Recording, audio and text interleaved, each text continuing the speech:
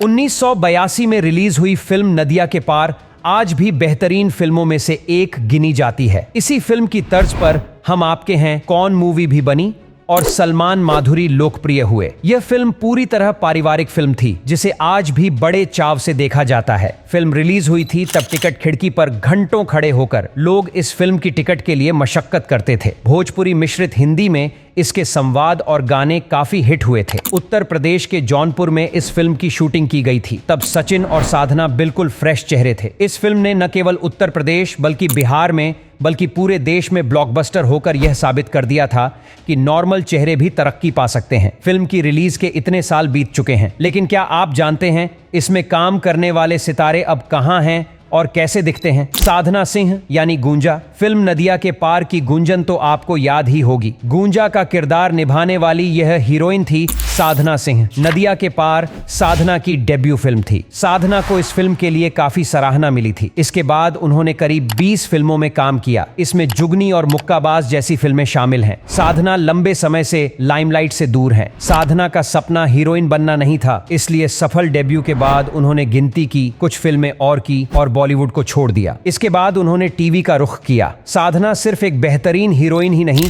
बल्कि उम्दा सिंगर भी है। सचिन पिलगांवकर यानी चंदन। इस फिल्म में सचिन पिलगांवकर ने चंदन का किरदार निभाया था। सचिन ने महज 4 साल की उम्र में ही एक्टिंग की दुनिया में डेब्यू कर लिया था। अपनी सहज मुस्कान और अदायगी के बल पर सचिन ने जल्द ही अपनी पहचान भी बना ली और सचिन की यादगार फिल्मों में राजश्री प्रोडक्शन की ही 2 फिल्में अखियों के झरोखे से और नदियां के पार है, शोले, त्रिशूल, सत्ते पे सत्ता जैसी कई यादगार फिल्मों में सचिन ने छोटा लेकिन अहम रोल निभाया है। सचिन फिल्मों के अलावा कई टीवी सीरियल में भी नजर आ चुके हैं। सचिन फिल्मों में अब भी पूरी तरह से एक्टिव है। वो मराठी और हिंदी दोनों ही इंडस्ट्रीज में बतौर एक्टर काम कर रहे हैं। इंदर ठाकुर यानी ओमकार। नदिया के पार में इंदर ठाकुर ने चंदन के बड़े भाई ओमकार की भूमिका निभाई थी। हालांकि 35 साल की उम्र में ही उनकी परिवार संग मौत हो गई थी। 23 जून 1985 में हुए air India flight Kanishka 182 crash में उनकी मौत हो गई थी। इस हवाई जहाज में बैठे सभी 307 पैसेंजर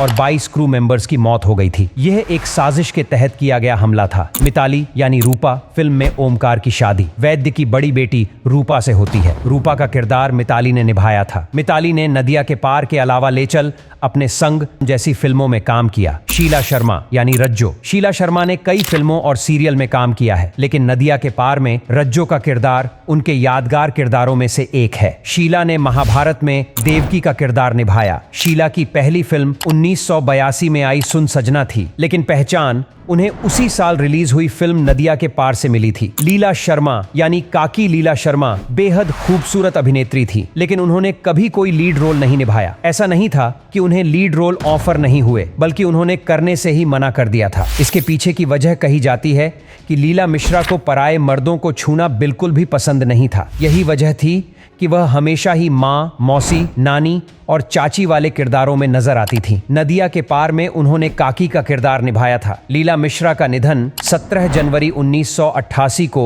दिल का दौरा पड़ने की वजह से हो गया था। तो दोस्तों, आप हमें कमेंट में बताएं कि आपको इस फिल्म में सबसे ज्यादा किस एक्टर या एक्ट्रेस का किरदार पसंद आया था। तो मिलते हैं अगली वीडियो में, तब तक अपना ध्यान रखिए। धन्यवाद।